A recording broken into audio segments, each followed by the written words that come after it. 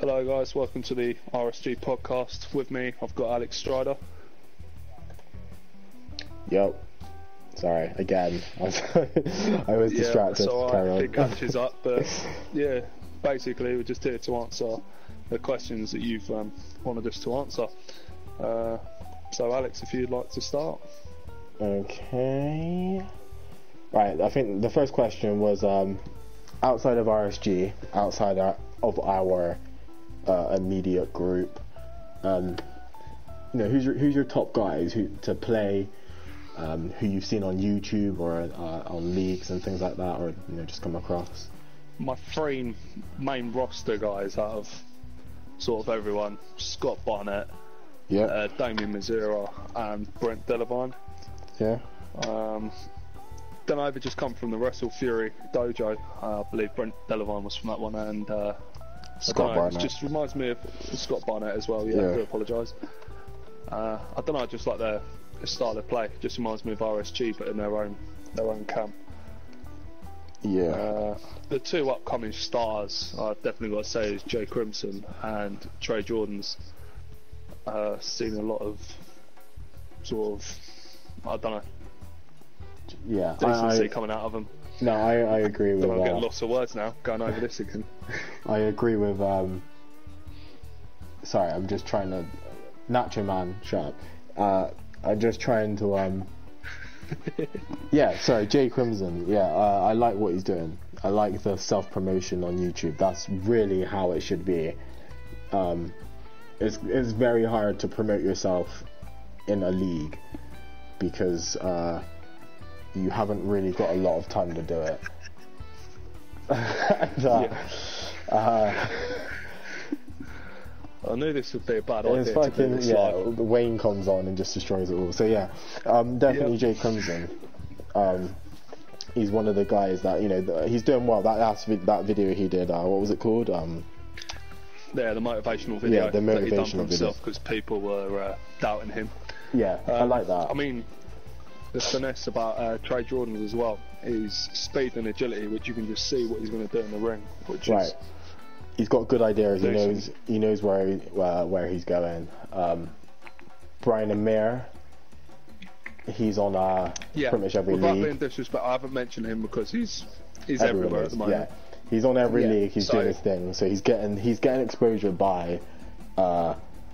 Obviously, when you first by main eventing. Well, the thing is, when you first played him on 2K15, you knew he was good. He did a lot of good spots and things.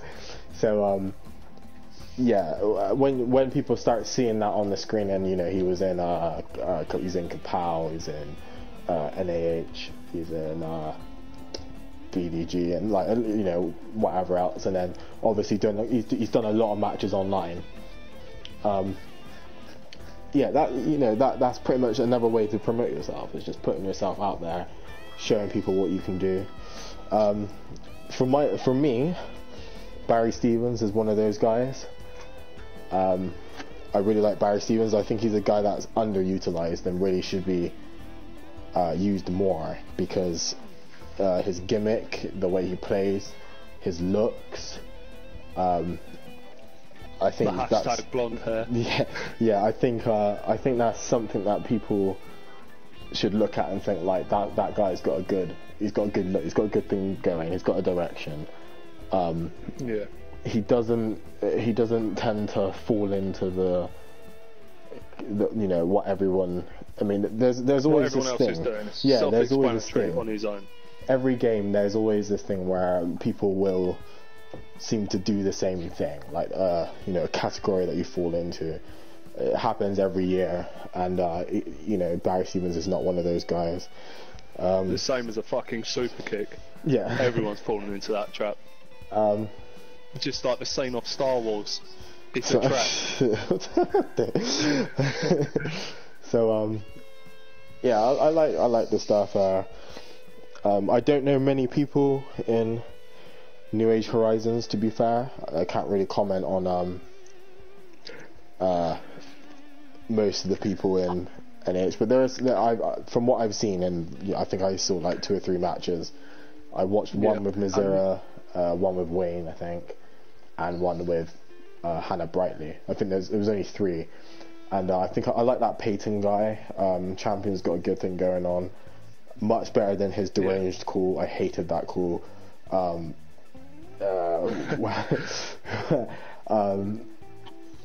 But yeah, you know, there's Ivy Wright. I don't know. I don't really get time to watch as many core feds as what obviously we're used to. Yeah, exactly. MVW, they had a good little start out that first show. I thought the beginning of that was brilliant. Literally lived up to the hype. Yeah, Crisis is great. I mean, I usually don't, like I said before, I usually don't join things from the beginning anymore.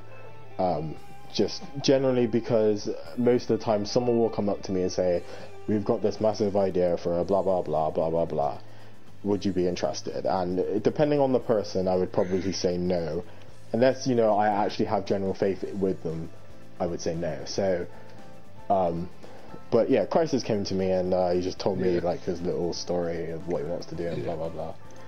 I mean, as much as it I hate to admit it, but Nacho Man's got something good going on as well. Yeah, Nacho probably in that little comment section saying, "I got swagger." I don't know. Yeah, every conversation I've had with Nacho has completely bored my brains, but his cool. I do like his cool. I think that's it's something that. Well, obviously people have done it before, but it's entertaining. Like, everyone knows who Nacho Man is because of the things he does on Twitter. Yeah, I just can't wait to see him in the ring with someone, take that guitar off Nacho Man, smash him over the head and be done with. So yeah, obviously I've got my favourites as well, you know, like Mazera, Barnett, guys like that. I really like Joey Legend's call this year. Yes, of course. I was going to point that out. From last year, I just seen a drastic improvement as well. Right. So I've always liked his core, but it's, don't know, something working with that T-shirt, it just does it for me. Yeah, that's good. People I haven't played or seen much of, what's his name? Big Earl. I think I've seen him. Big Earl, yeah. Yeah, I like that guy. I like that guy. That call. Yeah. Mr. Cannonball as well, when he done that cannonball from the top rope, I was like, oh shit. I like those guys. Right, so alright, moving on. I'll ask you a question now. What do you want to see? I think this is a question from Trey Jordans. What do you want to see in 2K16? Like, you know, what do you think they should do for next year? What do you think they should improve on? What are your thoughts? What everyone wants to see is a working game. Pretty much on the whole dragging scenario. Make the ring bigger instead of having a fucking 2-mile ramp.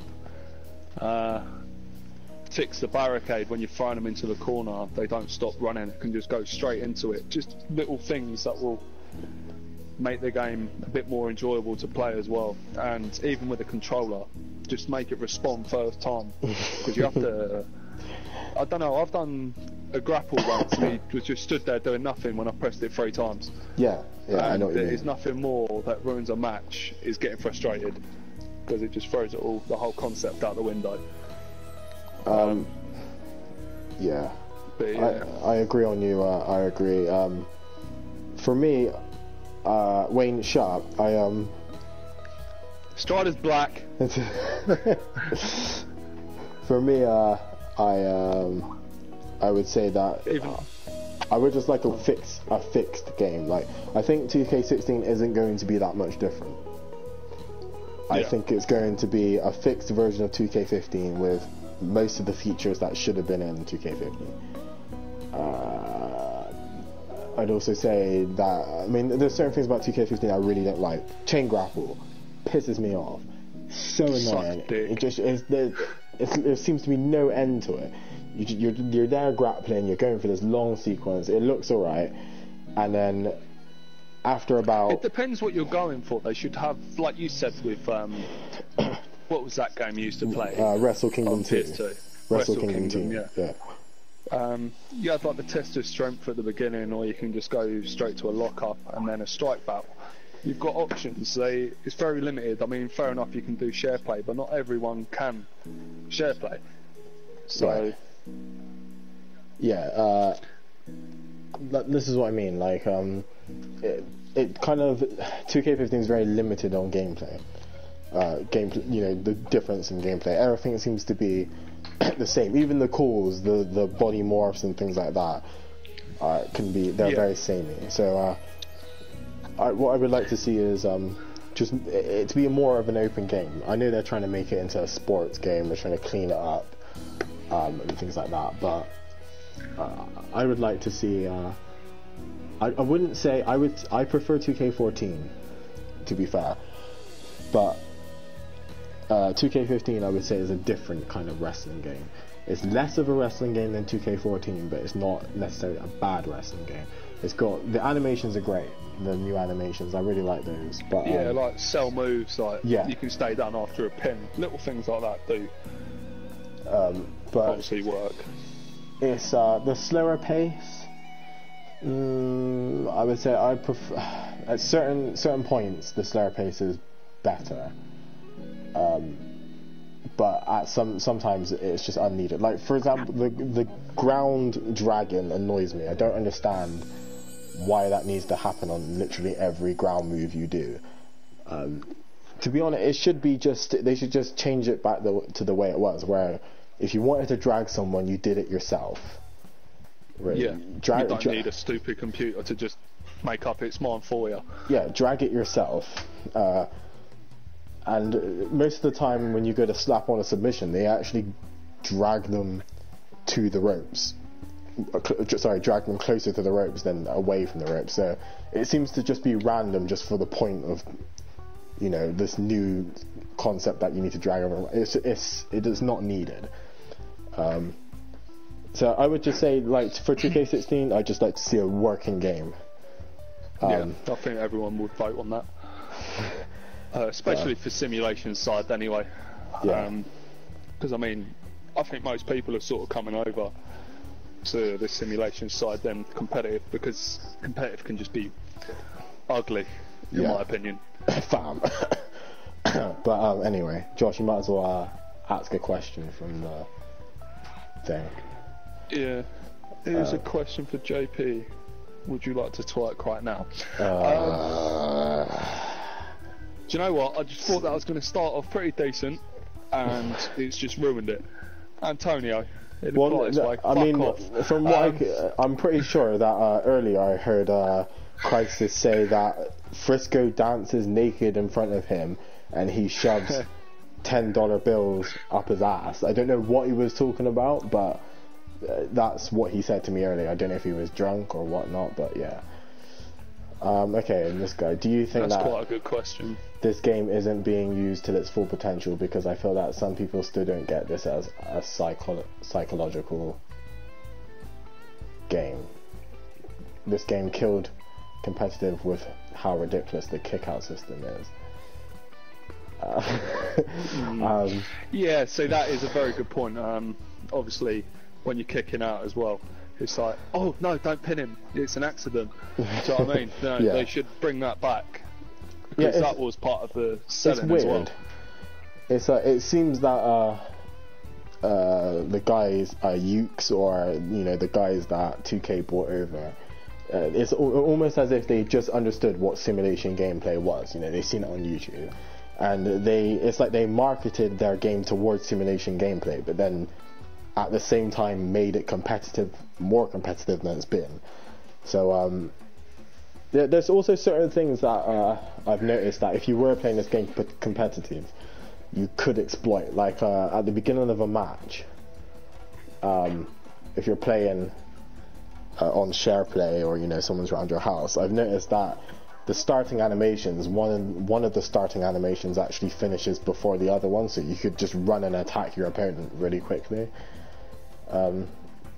So yeah, I think I wouldn't say this game's killed competitiveness or simulation. I would just say that they still need to research what it actually means.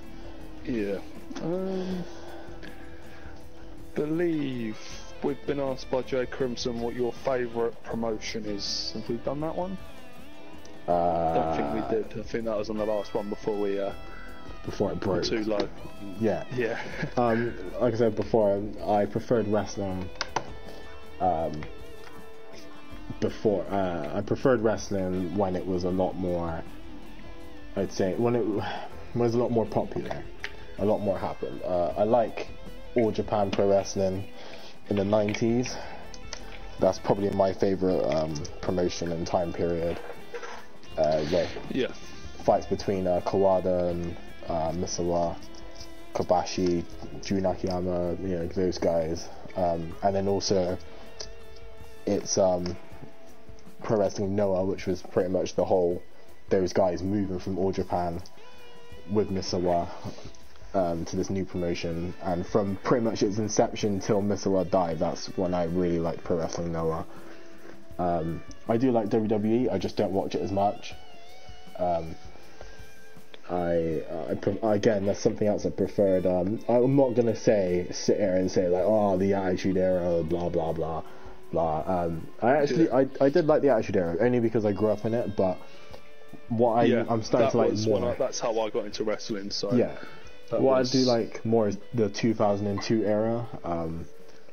I think they call it the Ruthless Aggression Era or something like that. Just before John Cena sort of came in.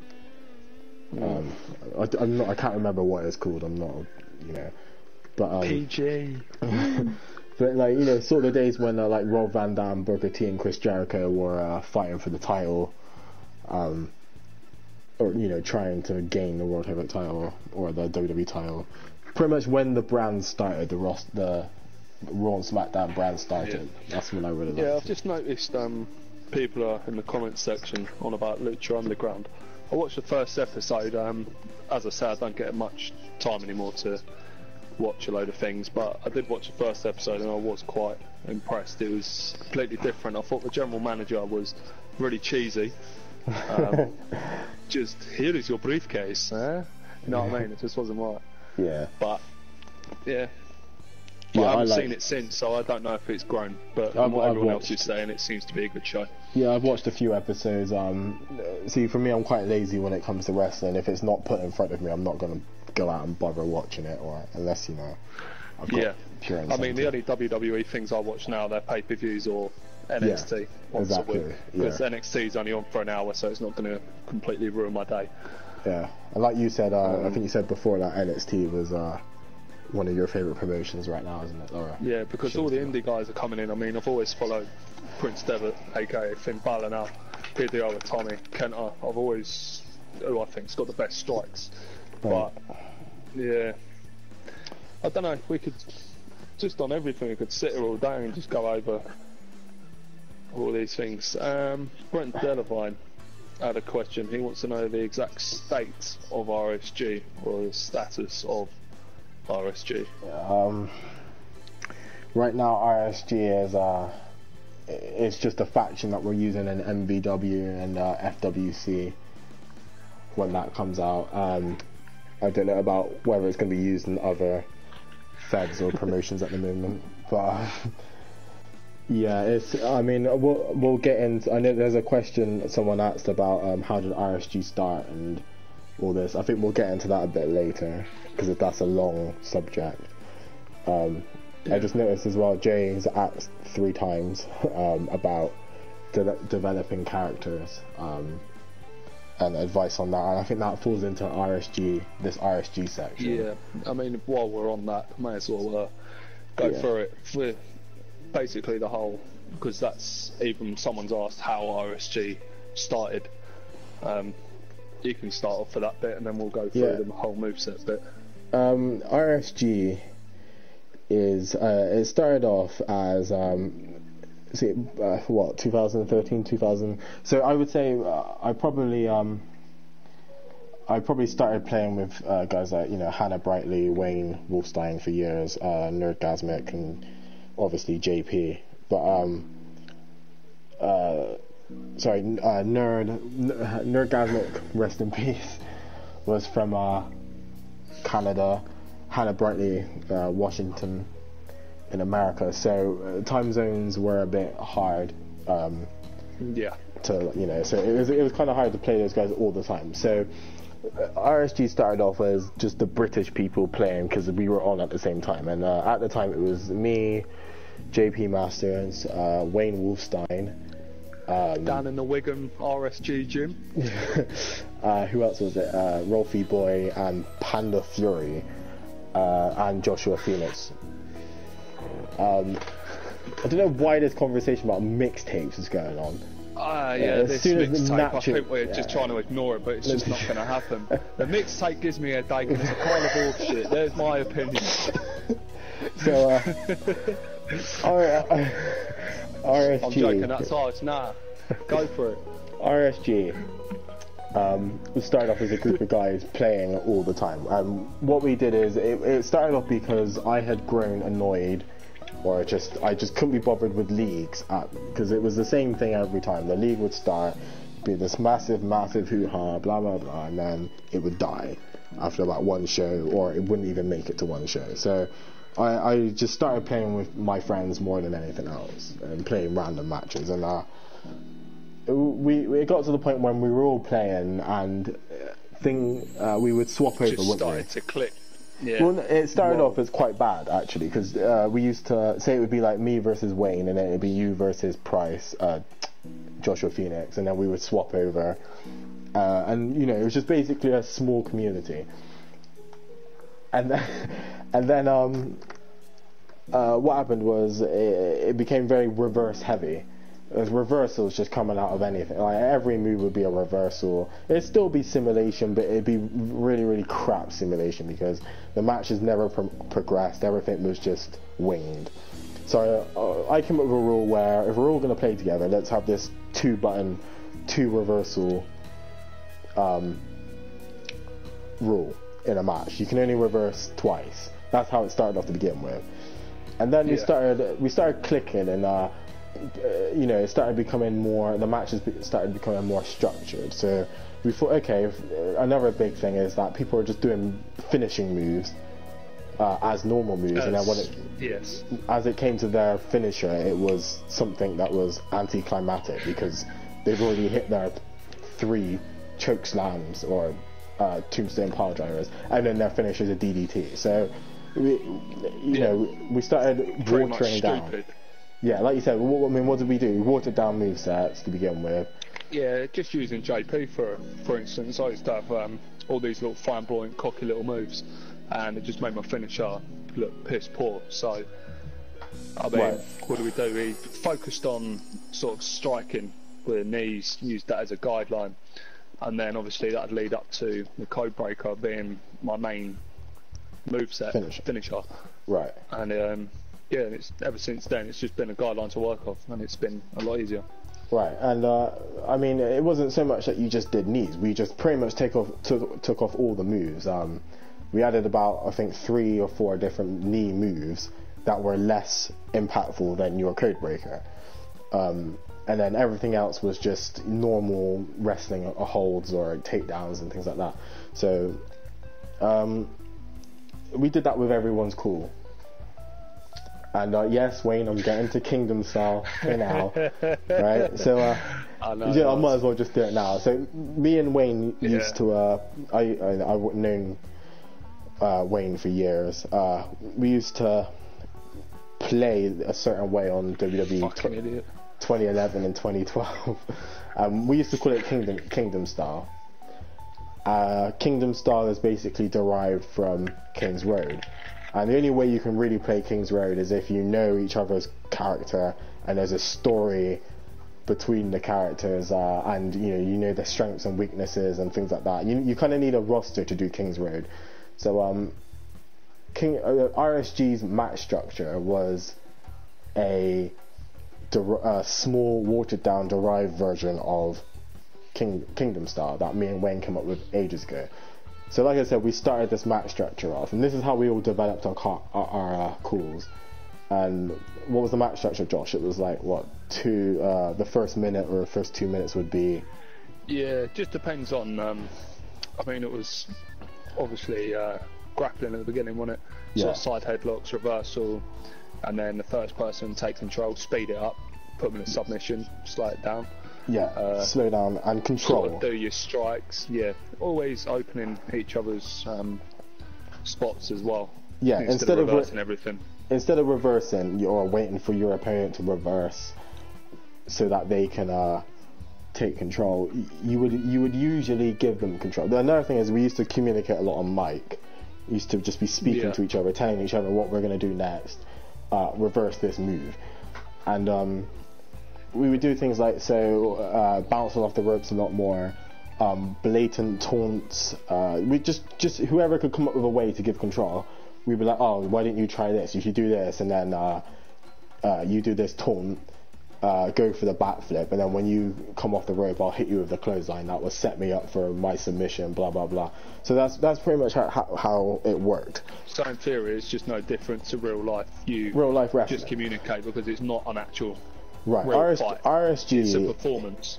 RSG is the application for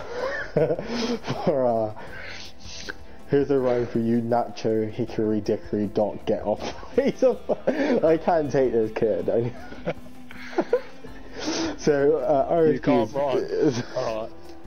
RSG is basically real life, the application of real life wrestling into cool. Obviously, some people, I would say like Scott Barnett and guys like that, already had it in their mind before. Yeah, they've already got all that. So so like we started off like that, and it was just a small group basically. It was the Transcend guys with a couple of guys we'd found online, and then we started. We made a forum. Started, pushing ourselves up and developing characters. Started off with, because RSG fish. I mean, it was kind of like a roster, wasn't it? If you think about it, and if you think about yourself, you put yourself. You need to figure out your role on that roster. So we made a ladder, didn't we? I think at the top of the ladder was Alex Stryder, Wayne Wolfstein, a couple of Hannah Brightly's calls. Hannah Brightly, yeah. Yeah. I mean, because as you're sitting there, it's like once the first few people, the originals at RSG, like me and Price, and obviously yourself and Wayne and Hannah.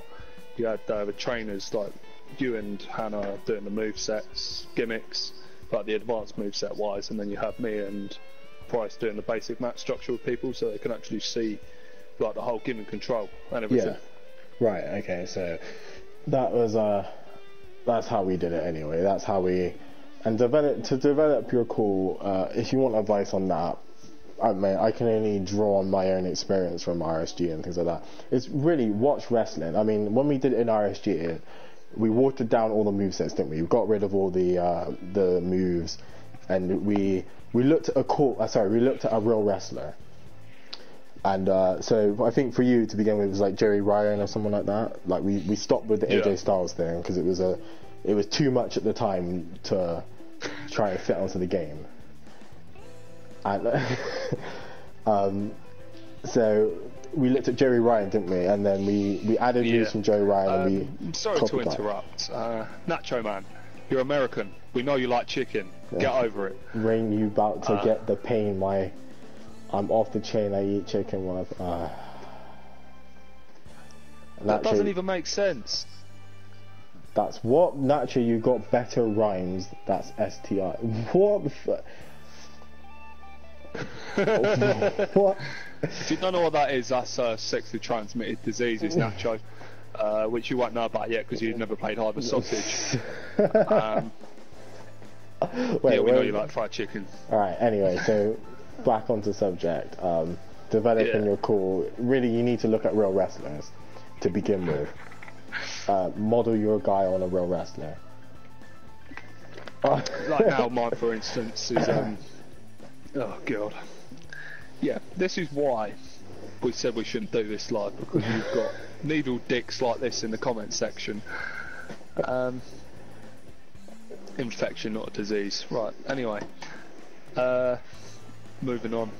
Next subject. So Austin Aries was your what you've looked at now. I've had to completely change my moveset around because 2K15 doesn't play the same as 2K14. So I've looked at I've looked at quite a few guys, and another thing is just taking things from movies and songs and just things in general. It's really just about what character you want to portray, If you focus on the character more than focus on the character more than your moveset, to be honest. I think I got that from Hannah Brightly and 16-bit J. If you focus on the character more, the moveset will come. Right. I think that's a question that's just been asked twice. Go for you. Who do you think tells a good story when you play them? Who plays a good on 2K15? Because it's very hard to portray, because half the people I play, I don't feel tell a story, they just fight in the ring. Right, yeah, I would say there's a difference between having just a good structured match than there is playing a story. So I would say Brian Amir, when I played him and I wanted to do this FWC match, to be honest, that just started off as a match I was going to upload with no commentary at all. But I did say to him I wanted the match to look like I'm the heavyweight, I'm dominating you, I'm doing Wayne Shaw, I'm dominating you. I'm gonna be cocky and you're gonna get small outbursts of attacks and things like that, and then ultimately I'm gonna beat you, blah blah blah. So I'd say Brian Amir did that pretty much first time. So Brian Amir can tell a good story. If you tell him what you want to do, he can do it straight off. Barry Stevens is also a good guy to tell a story. I think he tells a really good story. He plays that cocky hill character again. Also, his moveset is, from what I can tell, it functions with what it needs to do. Yeah, he hasn't got any moves where I'm like, that doesn't fit. In fact, I think he's got quite, I wouldn't say small moves. His movesets are, please don't ask a question about strong style. So, yeah, I mean, I would say Barry Stevens, Brian Amir does tell a good story. Who else have Josh, you can think of anyone while I'm thinking? Well, I've just seen El Miado there. I can't say anything about you yet, mate, because I haven't played you on this game yet, because we've been making you call for the last 6 months. So, that's not my fault. When we were playing on 2K14, we did have some really good matches, and Wayne, we're not going into strong style, as Alex just said, because that is just... I'll do no strong one ever style. gets that. I'll do strong style on another video. Outside of, I'll come back to 2K15. Outside of 2K15, on 2K14, obviously I'm going to be a bit biased to my group, but the person that I felt did the best story, played the best story ever, was always Hannah Brightly. No matter what call used, it was always a story, every single time. 100%. 16-bit J did it as well. I mean, he pretty much learned simulation gameplay from Hannah Brightly, and yeah, I would say outside of 15, they to be fair, Lance Briscoe just did point out Nacho Man is a good storyteller in the ring as well. Yeah, actually, you know what? I have played Nacho Man. He has got poodle shit connection, but he does play a good story. I have Jay Crimson as well, actually. When we said about this little squash match thing we did at MVW, there was no complaint. He wouldn't say he didn't care. No. He just talked. I've got the strongest respect for Jay Crimson, because he just said, like, yeah, let's do it. He did everything what we wanted to do. So I say he plays a good story. Rycav, I haven't played Brandon on 15. On 14 and 13 we had really good matches, because his moveset is condensed in a good way. He does a lot of flamboyant moves, but he also does quite a lot of, I would say, technical moves. He's very technical. He's the only person I know that has actually been able to use a snap DDT to great effect as a finisher and a sleeper hold. So yeah, I would say Ryan Cavallari as well, outside of I'm trying to think on 2K15. Yeah, that's what I mean, that's what I'm trying to base on now. Yeah. Because that's what this is about this time of year. Do we need more jobbers? Good jobs. It's not always about jobbers, it's just like I mentioned earlier. someone like Alex Stryder could put people over because he's going through a bad stage, it doesn't always mean you're jobbing. It's putting on a show and making things make sense and look doing good. Doing things accordingly, coming up with good ideas. The thing is character burying is one of. I think I was going against someone that said that he wanted to use my finisher to beat me, and blah blah blah and all this stuff. It would have made sense in a long rivalry, or something with a high risk, like a title on the line and all that. But more than anything, he just wanted to put his core across. You don't even see that hardly anymore. It's not something that's. Yeah, it kind of needs a story behind it. They would need to be. I mean, if it was someone like let's say JP or like Phoenix, someone in my group, and it was obviously known to everyone. Say it was like a member from RSG broke out, that would make more sense. So I would say. And there's that word, veteran again. Yeah, there seems to be. There are no veterans. There are no veterans in. I can't really think of any veterans in WWE. I mean, you look at Stryder. Everyone knows Stryder. Is he a veteran? No. Yeah, you can't be. You've got to be a veteran. You've got to be like 50. Like that's a veteran. Not at the age of 30, which is the start of your the start of your career. Right, hold on, let's go up. I know this is out of the question. Do you hate when people in Cool get a wrong misconception of strong style? Alright, we might as well just... Hence why we keep changing the subject. Alright, we might as well just do it. I might as well just go on this. Yes, Wayne, thank you. JP is... Wayne... Alright, let's just do it. Okay, so, what's the question? So the question is, what is strong style? Do I hate when people get a misconception of strong style? And yeah, I don't. The thing with strong style, let me just say, and Josh, I think you can agree with me here. You can't really do strong style on 2K50. No. You can attempt to maybe try to do a mimic of the. No, I don't think you can even mimic it. It's too hard to do on this game. The thing is, you need to know the difference between. The thing with strong style is it's changed since its inception. Strong style in the beginning was basically Antonio Inoki saying that pro wrestling was the strongest style of martial arts. That's pretty much it. If you look at the New Japan logo, it says on the logo King of Martial Arts, and it's just a marketing idea. Then it became a booking system, and that was pretty much a wrestling version of MMA. Wrestling version of MMA. You'll notice that during, I think it was in the 90s or like early 2000s, wrestlers started using the matches were just more realistic. It was nothing about stiffing the other person and all this crap. It was basically about making a more realistic match. So you'll notice wrestlers started using strikes as finishes and more submission moves, using less what is considered as fake wrestling moves to win a match or it do just things looked like that.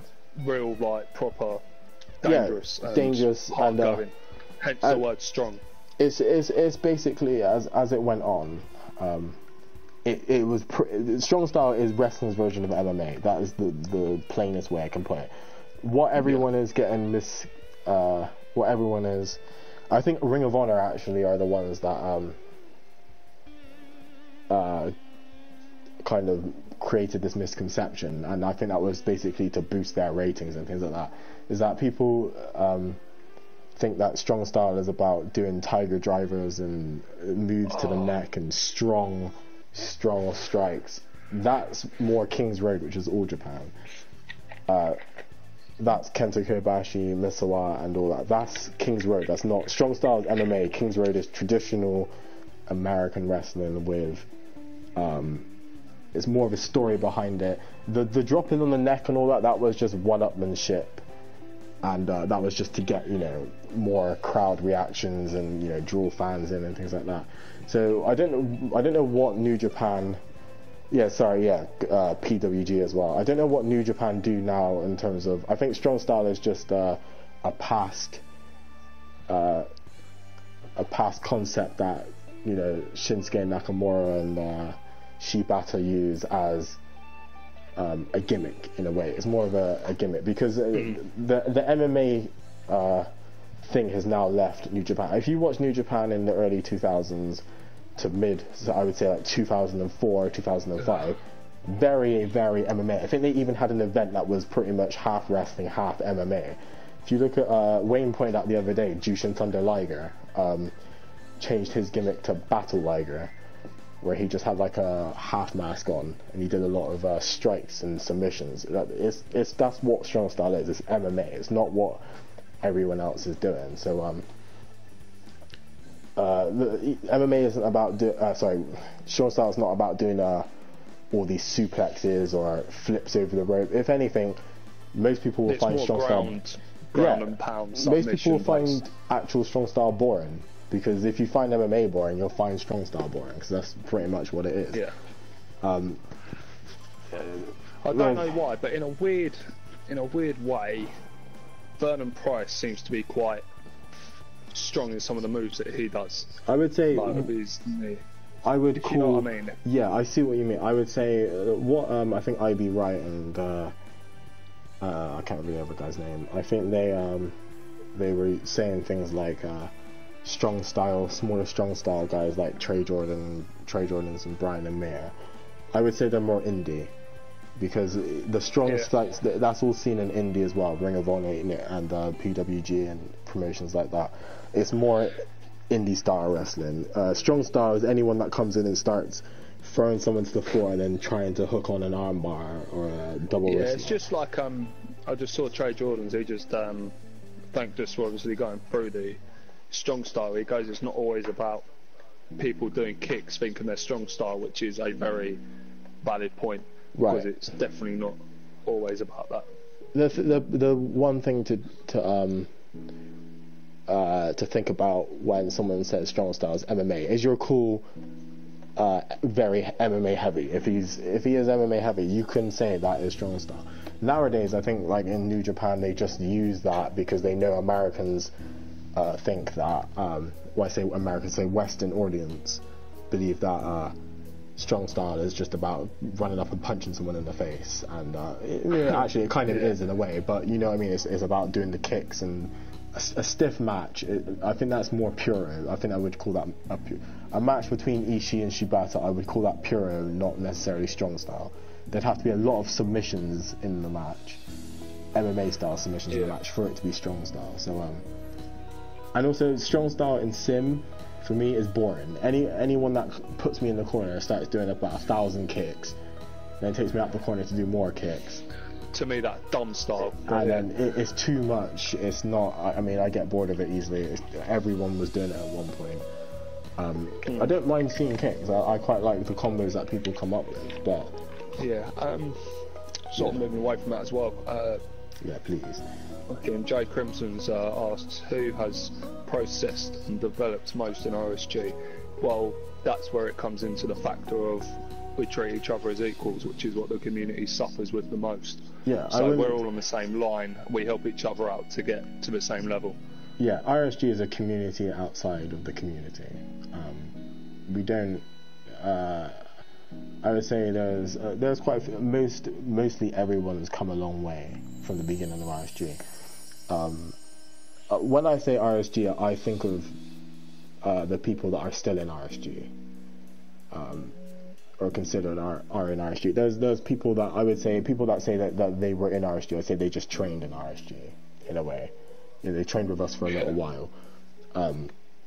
But I would say if I had to pick someone that I've seen come a long way, 16-bit J and 2K14, from not knowing anything really about Sim, within a month pretty much picked up and was coming up with ridiculous things that I didn't even think of. Hannah Brightly as well from the beginning. To be fair, we both started simulation around about the same time. Obviously you, Josh, once you got your moveset down, you had it. Joshua Phoenix as well. although I was trying to stop him from doing the move onto move onto move, he pretty much abolished that. And again, he's someone that can tell a story. You tell him to do this or do that. I mean, he watches a lot of indie wrestling, so I think that's another good thing I like about RSG in terms of a small community, is that everyone has their own strengths.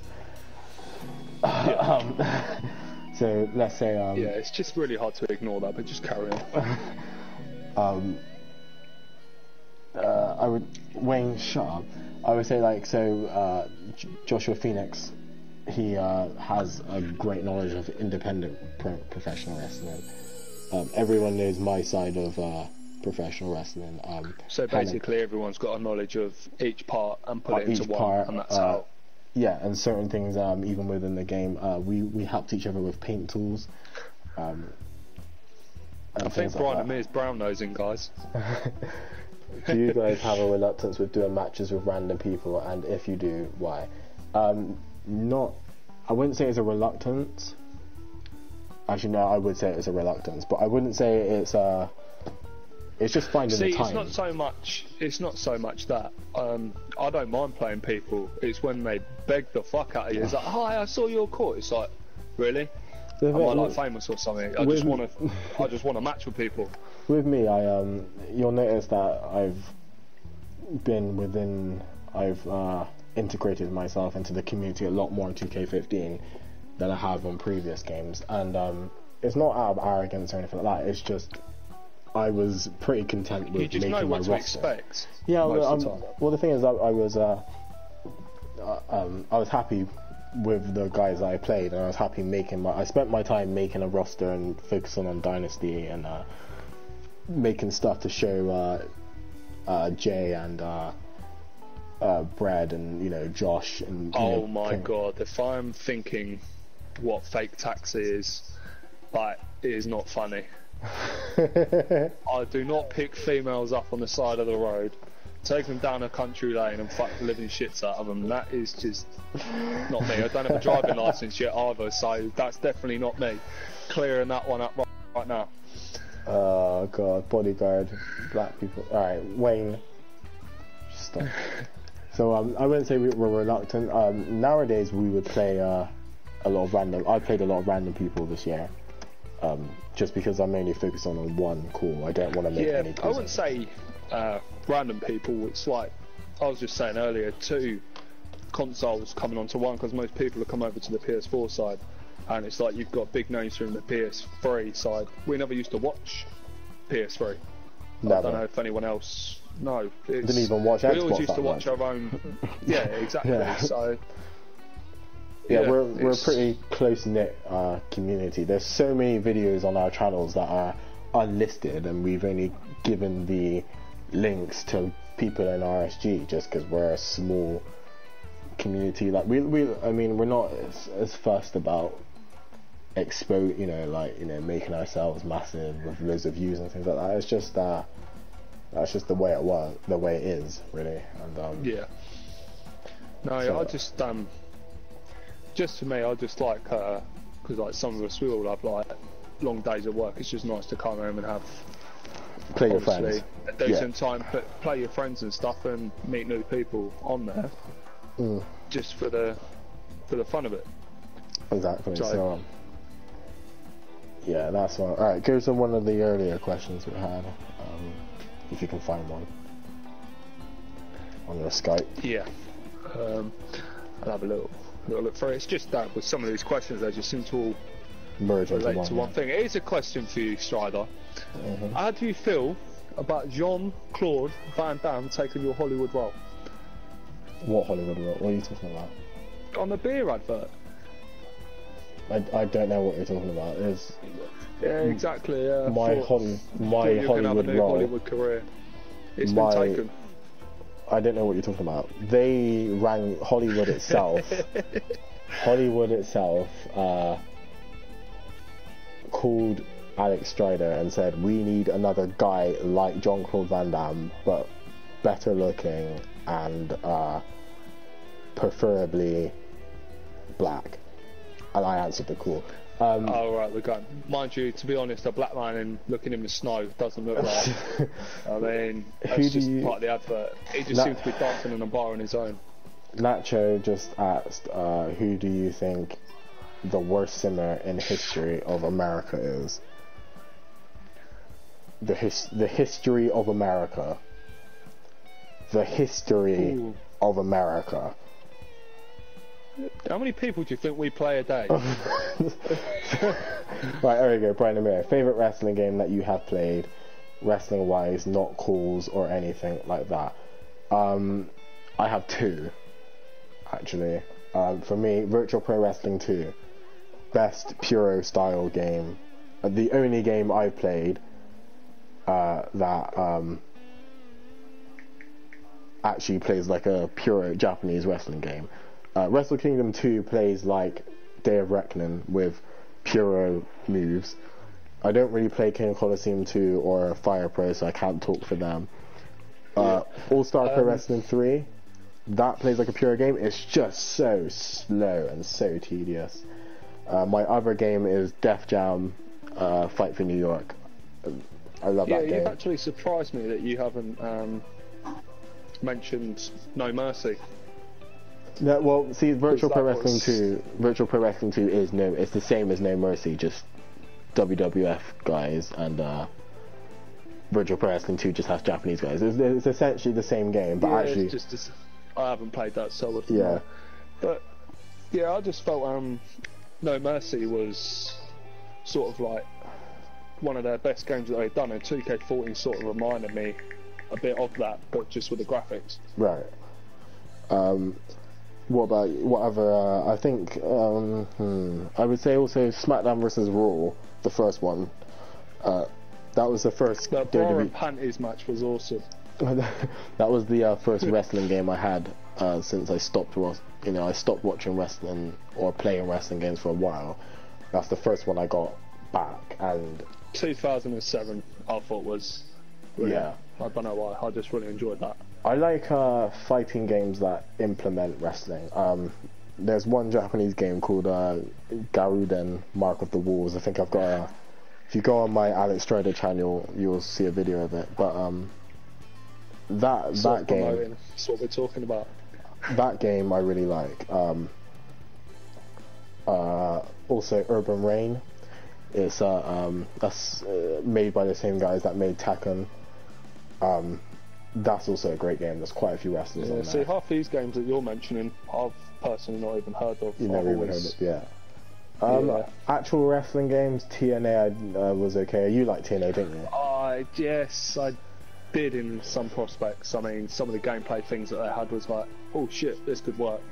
And then it's like, the storyline on there, I thought, what the fuck is this? I woke up in wrapped in cast. Oh, Pain Stryder. And I don't know, it just didn't really appeal to me after that. Even though it only cost me $5. Okay, we'll skip that Shane Silver question a minute. We'll come back to that.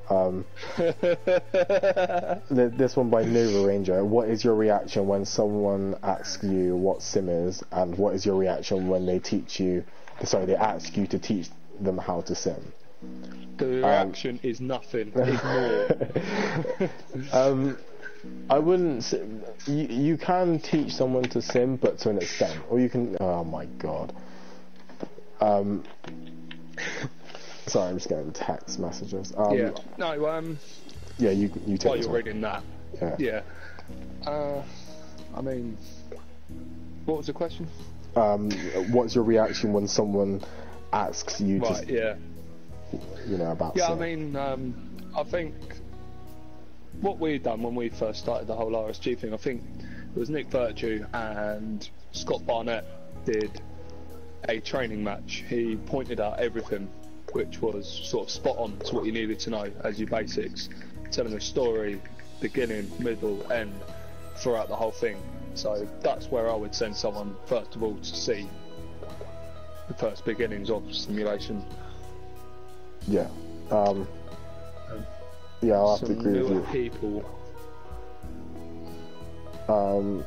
Newer people that Some newer people you thought were good, fun to play with. We already answered that at the beginning, wasn't it? Well, I mean, if I think of some of the newer people, I mean, these were our favourites, but I quite liked playing Black Blaze. There's another guy as well. What was his name? I had a good match with LWD. Frisco was actually, I've never played Frisco before, and Frisco was good. He read all my signals. Yeah. He was. That's what I was like when I had my MVW match with him. I thought, short, sweet, done. Yeah, and also he didn't reverse a lot. I think he did like 2 reversals. No. That's one thing that I look at as well, is how much. I'm not saying don't reverse. I'm just saying know when to reverse. When you play me and most of the guys from RSG, we do this thing where we give you control. So we'll take control, but you don't really need to think, oh, is he actually going to give me back control? Because we always will. We'll throw you to the corner or something, or we'll do something where it's blatantly obvious that we're giving you control. So that was one thing. Crisis I've played. He's not really a new guy. Trying to think of any. Who did I play when I first come over? Adam Hollis. Adam Hollis. Yeah, Adam Hollis. I think he was the first person that I actually played on PS4, and I was like, never played this guy, so my natural instinct is, oh, here we go again. Yeah. Just because he was wearing kick pads, that was my view on it. Yeah. And it was actually a pretty decent match for what the game was and what we knew back then. Yeah. And no, I'm not spitting bars. Weirdo. Alright, God, what's this one? Virtue versus Stryder. Of course, that was gonna creep up. You know what? Ventura. I don't think Virtue wants this, to be honest. I don't think he wants to be powerbombed for. No. Everyone saw what happened to Frisco. Here we go. That's it. It's going to be hashtag. It's not more powerbomb Virtue. I mean, male. Wayne shot.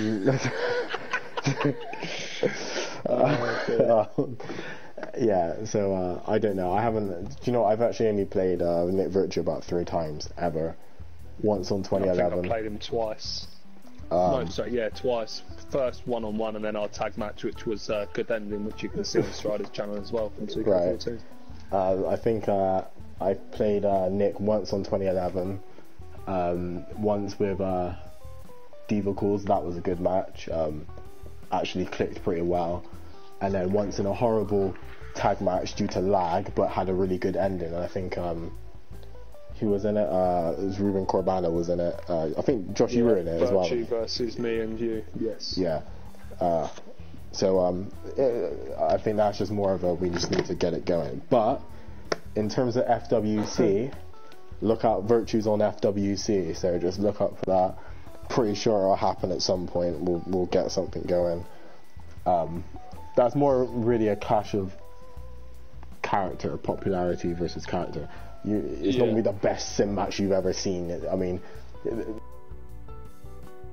here's the thing is you can't be the best simmer or whatever ever, because it's more about who you play. You'll play. People play the game different ways, so that's what do you mean? What do you mean spoiler? You already knew that.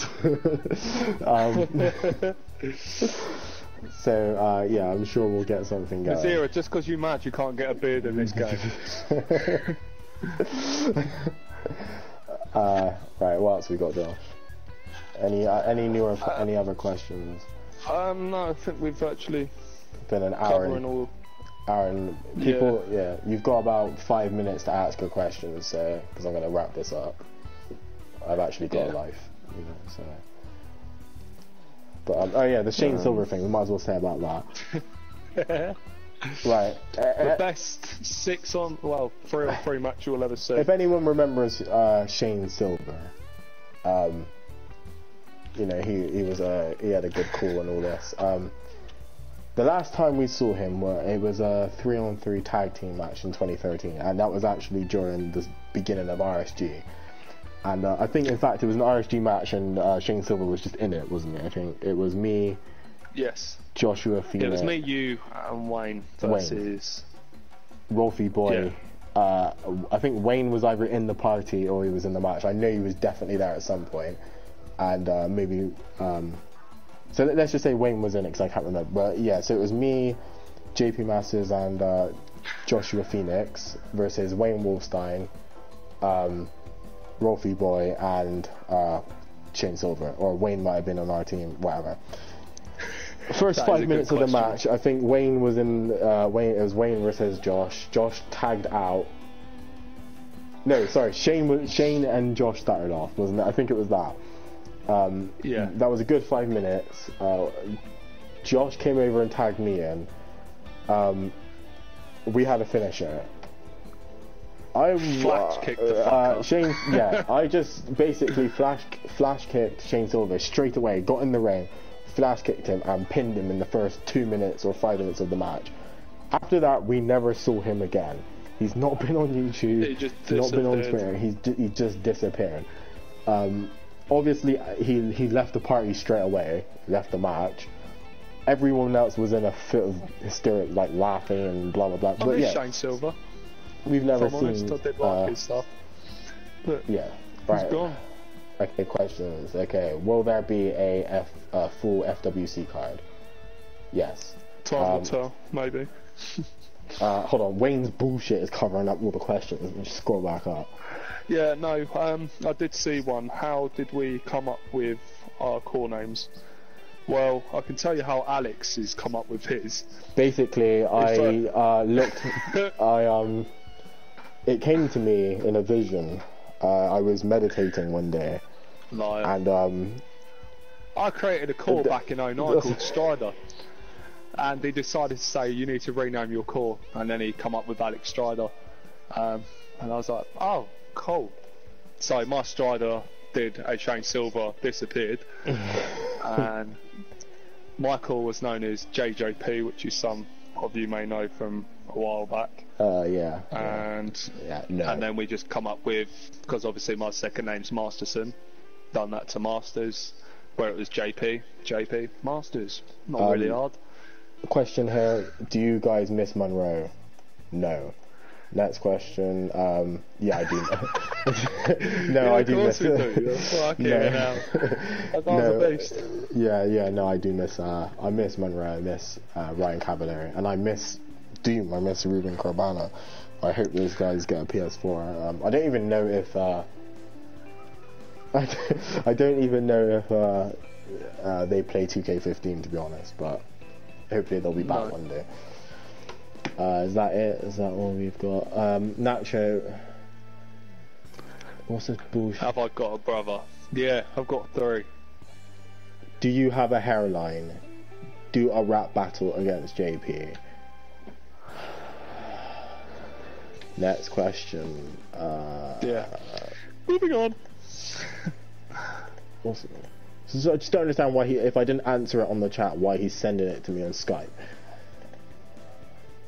Who else is there? Right, so yeah, that's pretty much the end of this. We'll probably do another podcast soon with more members of RSG. I think 16-bit J. Yeah, so you don't have to listen to us waffling on at each other. I'm sure Wayne we might do it live again. Just depends if. Yeah, I mean, it makes it easier. Wayne will probably be in it, so you know that'll be fun. That's if the fucking Caroline in there mouthing off. And probably Joshua. Yeah, if the Banshee's not in the background, Joshua Phoenix will probably be in it as well. So yeah, thanks for listening. We'll probably upload this on YouTube at some point. Yeah. Cheers, guys. Thanks.